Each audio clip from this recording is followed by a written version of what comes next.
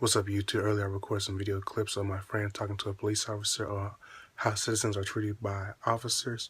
So check that out. And this is another episode of Street Topics.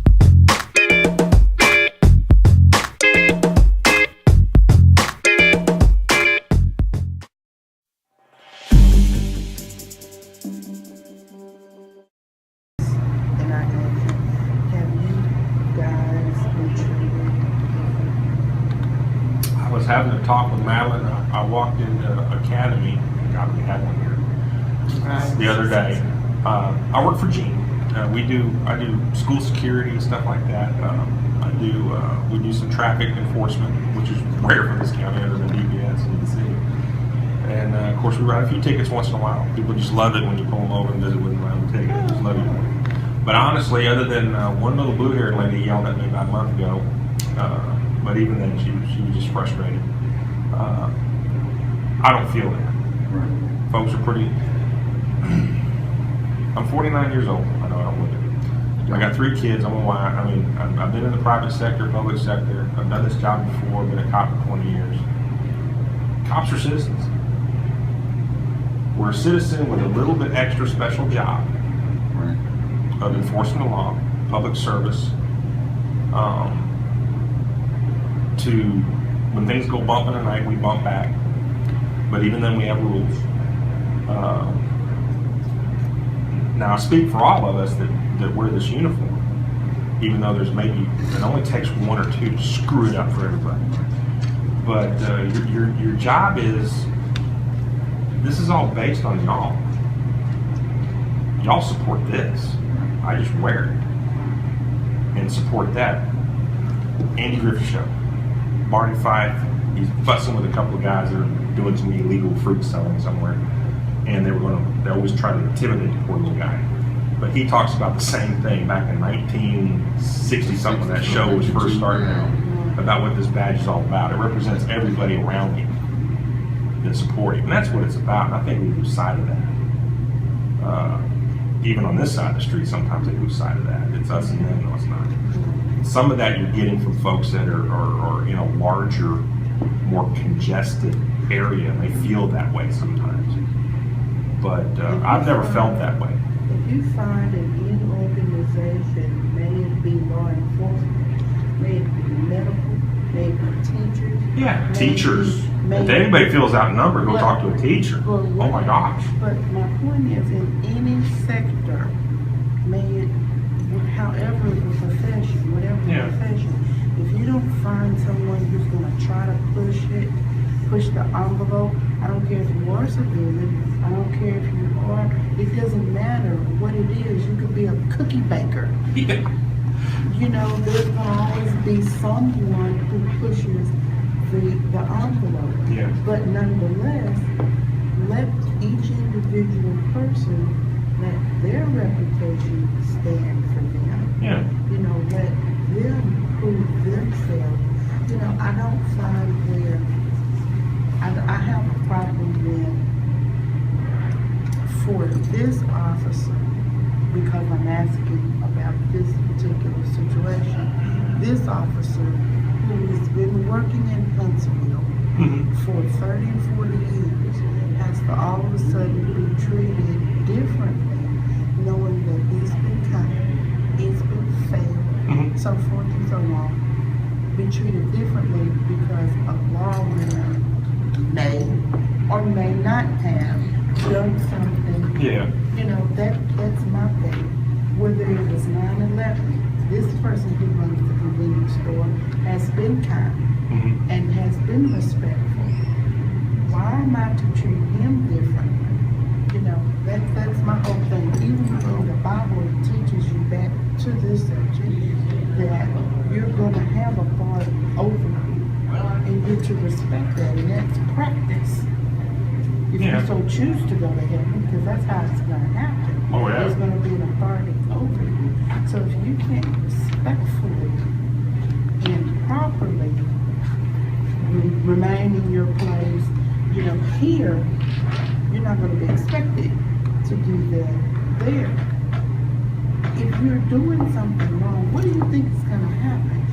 some people may take it too far if that's the instant, if that's how it happens. That's another thing. We don't judge what's right and wrong. We apply the law. Our first and foremost purpose is safety. Keep the peace. Keep folks from fussing with each other like in domestics. Let the judge and court sort it out. Y'all go in the courtroom with a shirt and tie, y'all go sort that out. We'll document what we got. We get statements from people. We really don't judge anything other than judging the safety factor at the moment. Right.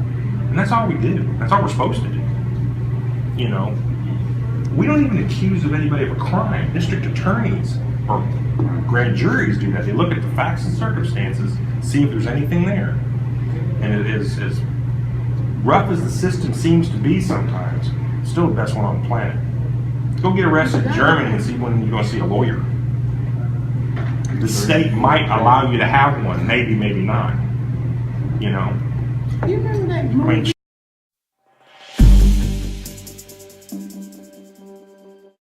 not right away because you cannot mess up the integrity of the investigation just yet. Nobody's been charged yet or this or that, and it's tough. People get a little impatient with that. We all want to know what's going on now. I get that, I really do. You think that they're toying around with putting cameras Why not? on police? You think that'd be a good thing? Sure. As far as recalling information, having to go from the scene and all of this. When I worked in the 90s, we didn't have cameras in the car. They were rare. And that's back when you had the old big RCA VHS camcorders, mounted. We didn't have those here. Got a camera in my car now. It runs all the time. I keep a mic on me when I go to work, so when I'm making a traffic stop or whatever, it's filming stuff. A lot of it's to film if there's a problem. Right. We all kind of know what happened and where they went. It also records the audio of both, interaction. Trust and verify. I believe in trust and verify. And if you trust and verify your kids, you have to. Otherwise, they start stinking. You did not wash your hair. Yeah. So we go. Okay, let's work on this some more. You know what I'm saying? That's just the way it works with people. People don't necessarily lie and they don't necessarily forget, but your perceptions can be a little different sometimes. And even if you have physical facts, people are who connect the dots. And so, camera on a uniform, they're getting cheaper now. What's wrong with that? It's nice to have that. If you screwed up, hey, it's on you. We can work that out. I think it really just cuts to what It helps. Right. It's not perfect, this but it officer's helps. opinion. It's not my opinion. Yeah. He did this or he said this, and no, he didn't. And I've got no control over my video. I can't edit it. I can't delete it. It goes into a system. I'm logged in as me. I go over here to the sheriff's office from my office. It gets downloaded automatically into a database. I can never touch it. And it's always there. Same way with the little cameras that go with the system we got, because I know the sheriff's office is looking at that. Because this little camera will upload to that system and it all gets uploaded. Trust and verify. That's all it's about. It's not about trying to catch somebody doing something wrong. It's just, hey, if something went wrong here, we're getting this story, these are the facts we're seeing, we get several stories. Does the video fill in any holes? Right. You're looking for that hole filler, is what you're looking for. Not to use the word misunderstanding, I can't think of another word, but when you do have situations where you have some physical facts, but it doesn't really paint the whole picture. You have some testimony from different folks, but it doesn't fill in all the picture. And some testimony is self-serving, some's not. Some's just a mistake. People misidentify all the time.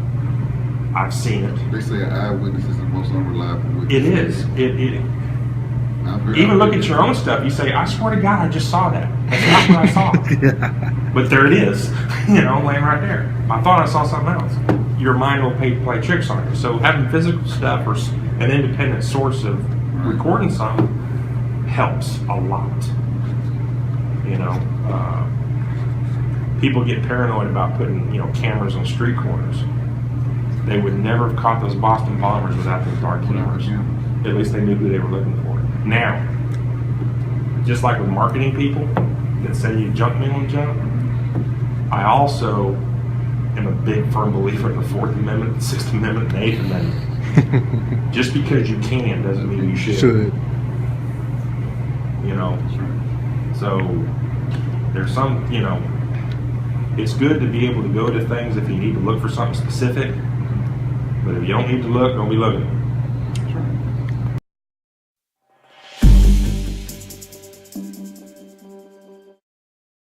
Doesn't work.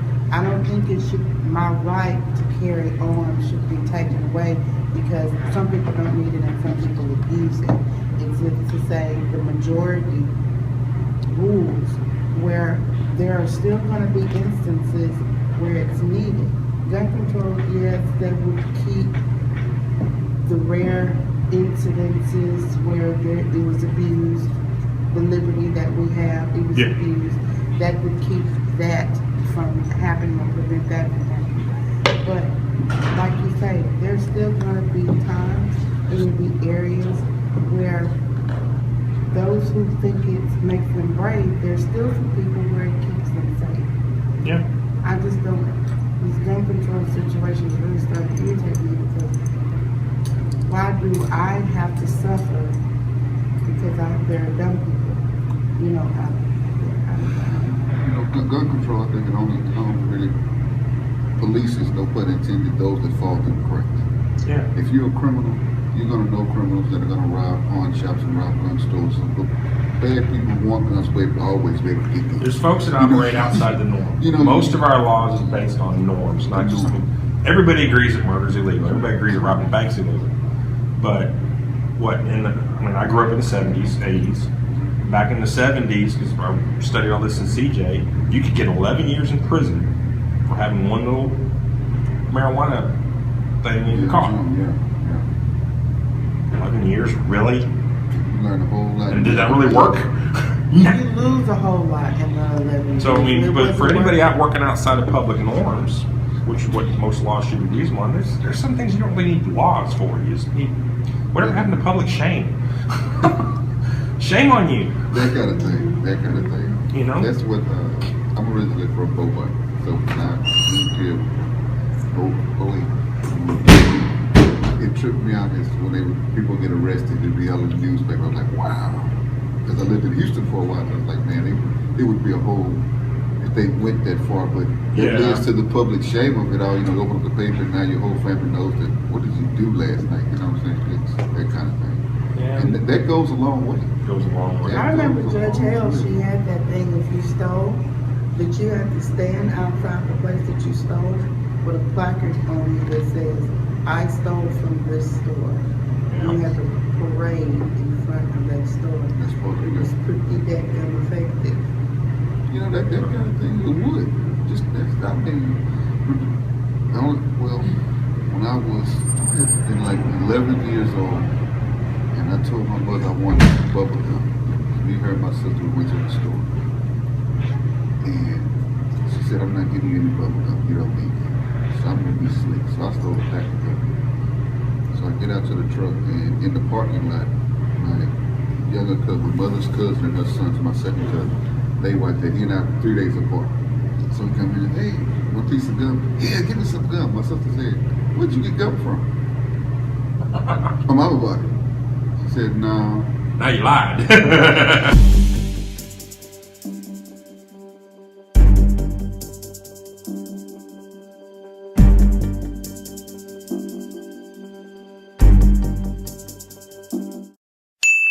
Soul Productions.